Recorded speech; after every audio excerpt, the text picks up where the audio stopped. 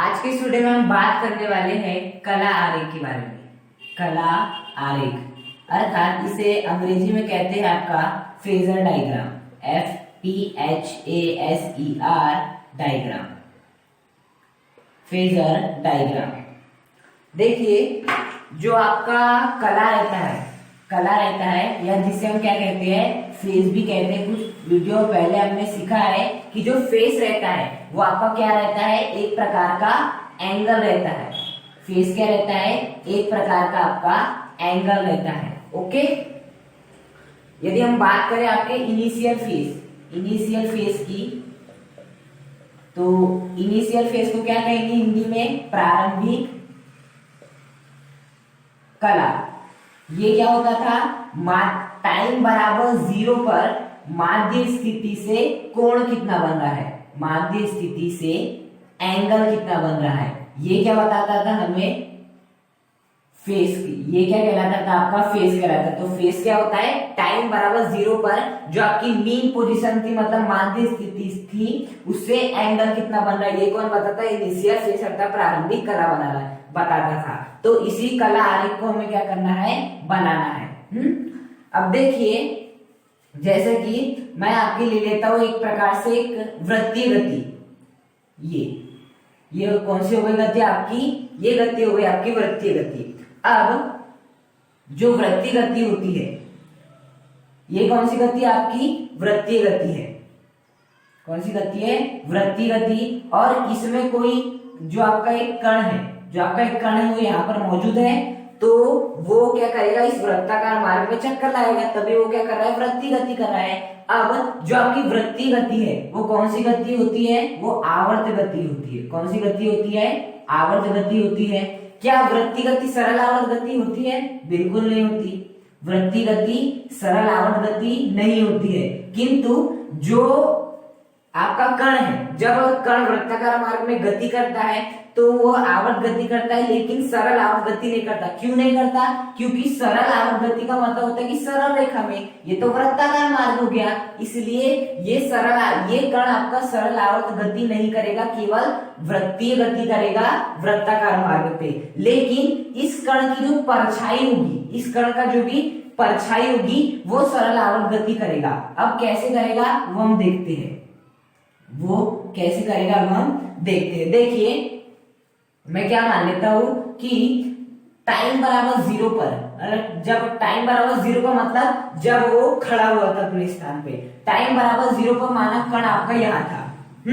अब कुछ टाइम और आगे बढ़ा तो आपका कण यहाँ आया।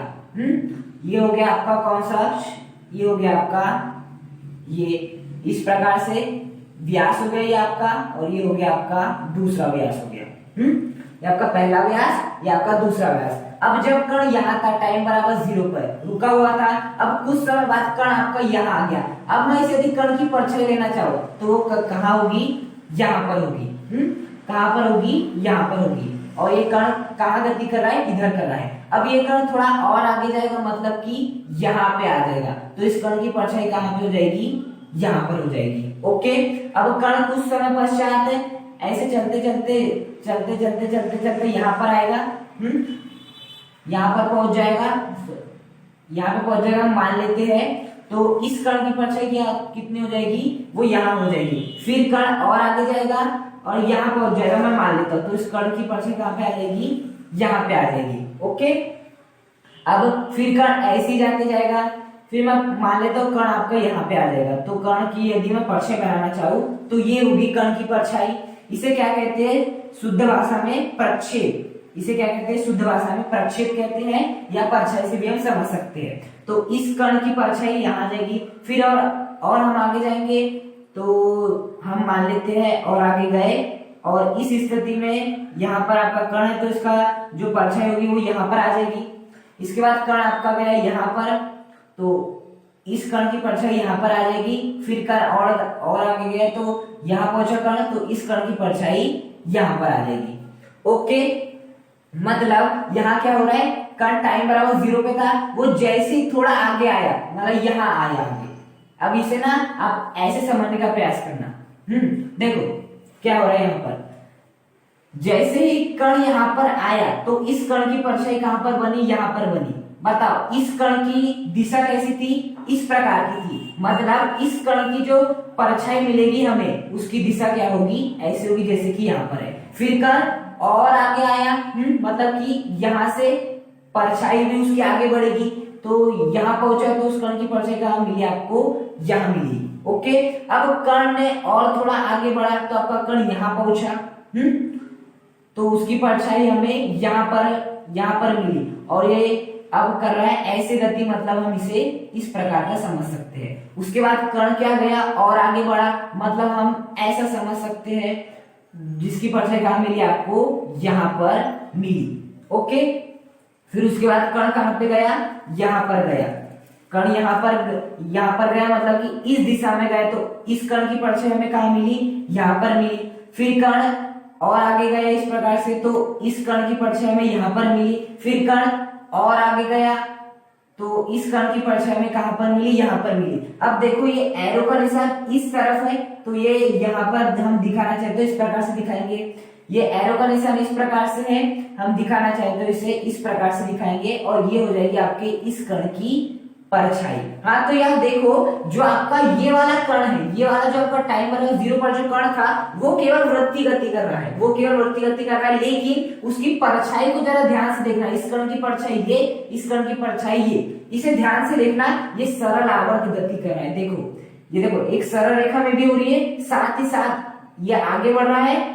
फिर एक बल लग रहा है, जो इसे आप इसे क्या समझ सकते हैं, इसकी माध्य स्थिति समझ सकते हैं, या इसे क्या समझ सकते हैं, माध्य स्थिति। देखिए कण आगे बढ़ रहा है और फिर पुनः माध्य स्थिति में आने का प्रयास कर रहा है। देखो ये है, और पुनः माध्य स्थिति में आने का प्रयास कर रहा है। उसी प्रकार से यहाँ भी देखो तो कण आगे बढ़ रहा है, माध्य स्थिति से दूर जा रहा है, लेकिन फिर क्या कर रहा है, अपनी ही माध्य स्थिति में आने का प्रयास कर रहा है। मतलब आपका जो कण है वो तो वृत्तीय गति कर रहा है, लेकिन उसका जो आपका प्रक्षेप आएगा, क्या आएगा, उसका प्रक्षेप आएगा।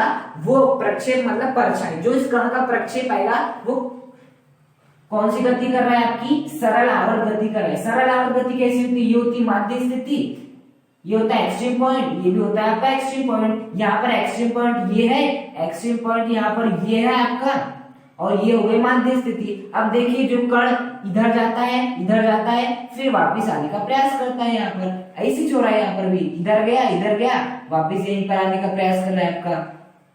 फिर कण इधर जाता है, वापस इधर आने का क्या कर रहा है, प्रयास कर रहा है। यहाँ भी देखिए वही हो रहा है। हमने क्या लिए, जहां आपका कण था उसकी हमने बस केवल क्या लिया, परछाई लिए। यहाँ भी परछाई लिए, अब बात आती है हमने इसे दिशा कैसे दिखाए। तो देखो ये इससे आगे बढ़ रही थी तो हमने इसे ऐसे कर दिए, ये आगे बढ़ रही थी तो ऐसे कर दिए। फिर जब इधर की बात आ रही थी तो ये हो रहा था, मतलब कि हमने दिशा को ऐसे कर दिए, यहाँ हमने दिशा को ऐसे कर दिए, तो उसी प्रकार से हमने दिशा बनाई। मतलब यहाँ से हमें एक बात समझ में आती है कि आपका कण तो वृत्तीय गति कर रहा है, किंतु जो आपका प्रक्षेप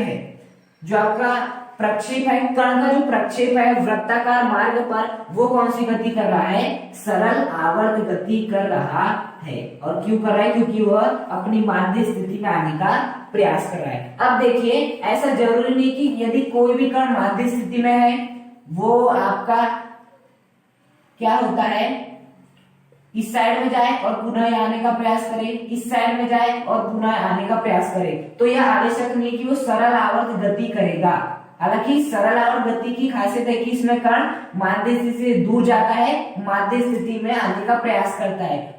सरल आवर्त गति में ये कहा गया है, ये बात सही भी है, लेकिन साथ ही साथ सरल आवर्त गति के आपके बहुत सारे फॉर्मूले हैं, जैसे कि x बराबर a sin omega T plus 5, ये है, या आपका x बराबर a cos omega T plus 5, ये भी आपका, और भी बहुत सारे, जैसे कि m बराबर माइनस के एक्स, a बराबर माइनस ओमेगा स्क्वायर एक्स, फिर आपका v बराबर plus minus omega under root of a square minus x square, ये है। तो इसी प्रकार से बहुत सारे फॉर्मूले हैं। तब यदि इस कण का प्रक्षेप यानी परछाई सरल आवर्त गति कर रहा है, मतलब ये इन जितने भी सूत्र है उसमें से कम एक सूत्र का पालन करना चाहिए। यदि इन सब में से वह एक सूत्र का भी पालन करता होगा तो हम कहेंगे कि इस कण का जो प्रक्षेप है वो कौन सी गति कर रहा है, आपका सरल आवर्त गति कर रहा है। देखिए अब हम जो आपका कण का प्रक्षेप था क्या वो x बराबर a sin omega t plus y या x बराबर cos omega t plus y या किसी भी सूत्र का पालन कर सकता है वो हम देखेंगे। यदि कर दिया तो कहेंगे कि नहीं, कण का प्रक्षेप वास्तव में सरल आवर्त गति करता है और ये सिद्ध भी हो जाएगा, एग्जाम में पूछा भी जाता है। देखिए हम क्या ले लेते हैं, आपका इस प्रकार से एक वृत्त ले लेते हैं। ये क्या हो गया, आपका वृत्ताकार मार्ग हो गया। ये क्या हो गया आपका एक प्रकार से वृत्ताकार मार्ग। ये हो गया आपका पहला व्यास और ये हो गया आपका दूसरा व्यास। ये पहला व्यास, ये दूसरा व्यास, ये हो गई आपकी मीन पोजीशन। इसे आप समझ सकते हो आपकी मीन पोजीशन। और यहां से आपको आज कला का एक बेहतरीन कॉन्सेप्ट समझ में आएगा, अर्थात फाई का जो बोलते हैं ना फेस क्या होता है, फेस क्या होता है, तो आज कला का आपको वास्तविक अर्थ भी समझ आएगा इस वीडियो के बाद। देखिए ये है आपका मतलब पहला व्यास, दूसरा व्यास, ये वृत्ताकार मार्ग। अब मैं मान लेता हूं टाइम बराबर 0 पर आपका कण कहां पर उपस्थित है, यहां पर उपस्थित है। टाइम बराबर 0 पर आपका कण कहां उपस्थित है, यहां पर उपस्थित है। और टाइम बराबर t के बाद, टाइम बराबर t के बाद आपका कण यहां पहुंच गया। आपका कण कहां पर पहुंच गया, यहां पर पहुंच गया।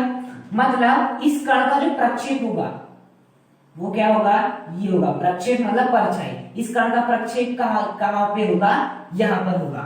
ओके, तो मैं इसे क्या कर लेता हूं, यहां से मिला लेता हूं। ये यहां से क्या कर लिया, मिला लिया। टाइम बराबर 0 पे आपका कण यहां था, टाइम बराबर t पर आपका कण यहां पर पहुंच गया। इस कण तो मैंने क्या किया, इस कण को कहां से मिला लिया, आपके इस केंद्र से मिला लिया।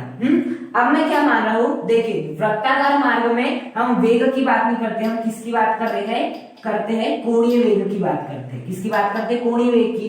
तो आपका कण टाइम बराबर 0 से टाइम बराबर t पर पहुंचा है, मतलब किसी ना किसी कोणीय वेग को तय किया होगा। तो मैं मान लेता हूं वो ओमेगा कोणीय वेग तय करते हुए यहां पर पहुंचा। जैसे कि आप 5 किलो मतलब कि ऐसा बोल सकते हैं 5 किलोमीटर पर सेकंड वेग से आप कहीं पर पहुंचते हैं। तो उसी प्रकार से टाइम बराबर 0 पर था, ओमेगा कोणीय वेग से वो टाइम बराबर t पर पहुंच गया। तो बताओ यहां से यहां तक पहुंचने में उसे कितना समय लगा, t समय लगा। कितने वेग से लगा, उसे लगा ओमेगा कोणीय वेग से वो टाइम बराबर t पर यहां पर पहुंचा। मतलब कहां पहुंचा, यहां पर पहुंचा। तो देखिए इसमें कोई ना कोई विस्थापन तय किया होगा, आपका क्या तय किया होगा, विस्थापन। लेकिन हम यहाँ विस्थापन की बात नहीं करेंगे, हम बात करेंगे कोणीय विस्थापन की। किसकी बात करेंगे, कोणीय विस्थापन की बात करेंगे। और कोणीय विस्थापन वास्तव में होता क्या है, कोणीय विस्थापन का मतलब होता है आपका जब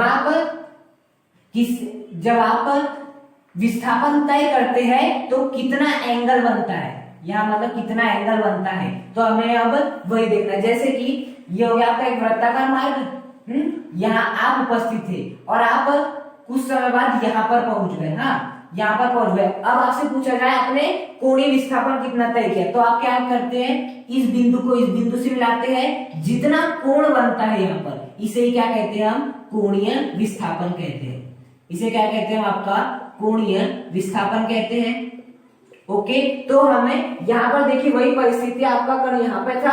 अब उसने ओमेगा वेग तय करते हुए, ओमेगा कोणीय वेग तय करते हुए t समय बाद यहाँ पर पहुंचा। यहाँ पर पहुंचा तो उसने कोणीय विस्थापन कितना तय किया, अब हमें वो देखना है। देखो जब आपका कोणीय वेग रहता है, आपका कोणीय वेग रहता है, कोणीय वेग किसके बराबर होता है, आपका कोणीय विस्थापन बटे समय। इसके बराबर होता है कोणीय विस्थापन बटे समय। कोणीय वेग कितना है आपका, ओमेगा बराबर कोणीय विस्थापन निकालना है हमें। कोणीय विस्थापन हमें क्या करना है, निकालना है, डिवाइड बाय समय। समय कितना लगा, t लगा।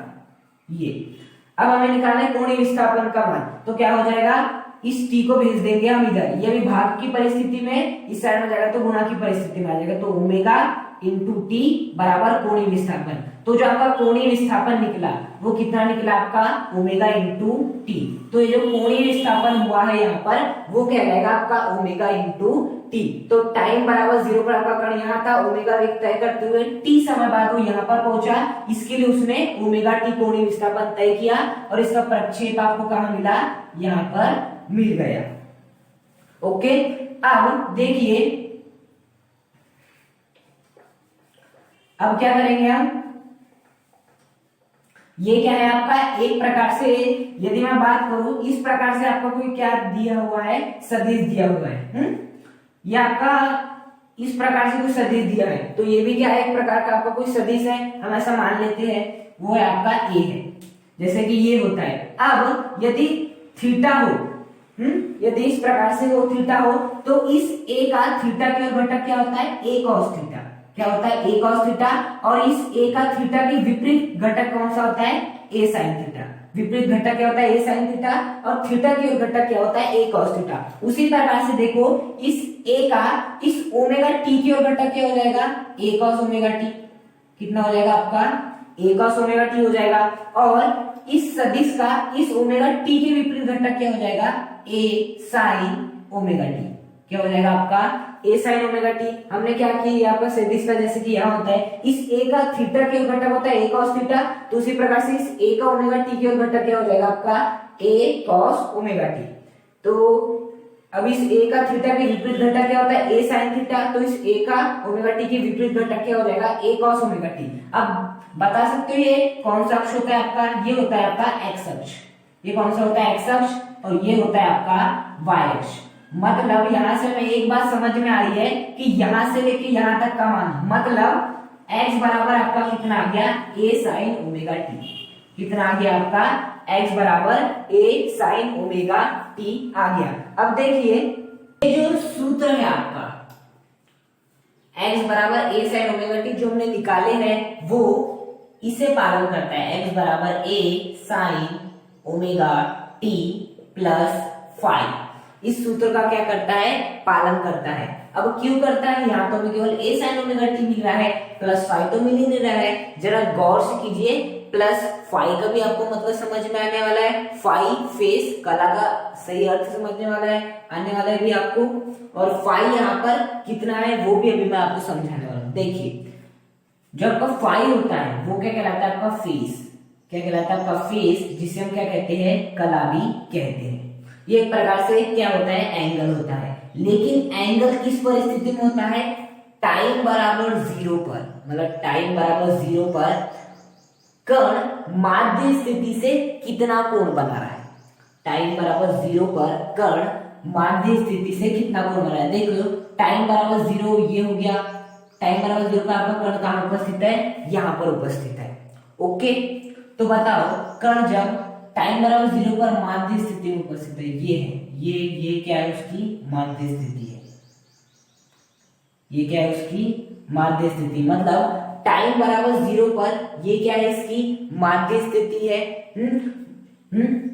अब बताओ टाइम बराबर 0 पर ये वाला जो आपका कण है वो माध्य स्थिति से कितना कोण बना रहा है।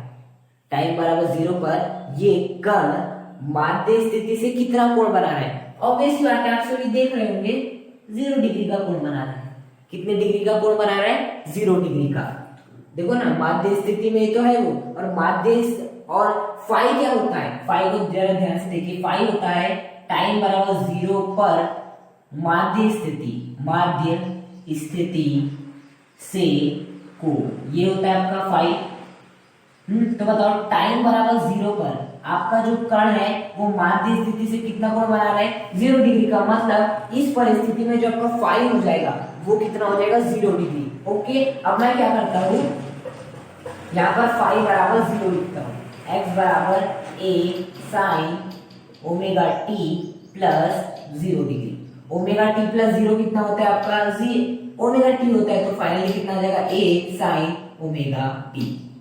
और हमारा यहाँ भी क्या है, आपका कण के प्रक्षेप का जो विस्थापन है वो कितना है, a साइन ओमेगा टी। मतलब कि जो कण का जो प्रक्षेप है वो इस सूत्र का पालन कर रहा है, जहां फाई का मान कितना है 0 डिग्री है। अर्थात यहां से मैं एक बात समझ में आती है कि वृत्तीय गति में आपका जो कण रहता है वो तो सरल आवर्त गति नहीं करता है, वो केवल वृत्तीय गति करता है, किंतु कण का जो प्रक्षेप रहता है वो कौन सी गति करता है, सरल आवर्त गति करता है, क्योंकि वो इस सूत्र का क्या करता है, पालन करता है।